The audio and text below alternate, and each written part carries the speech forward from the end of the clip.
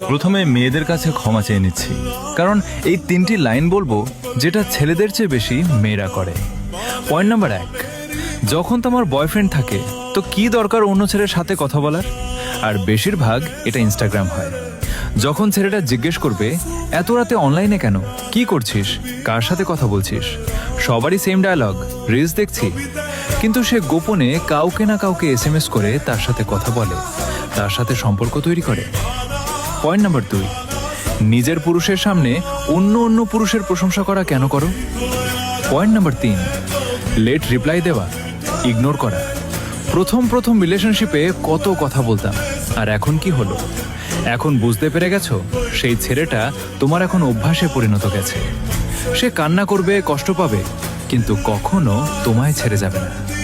যারা এগুলো করো প্লিজ এগুলো বন্ধ করে দাও, কারণ ওরাও কোন এক মায়ের সন্তান।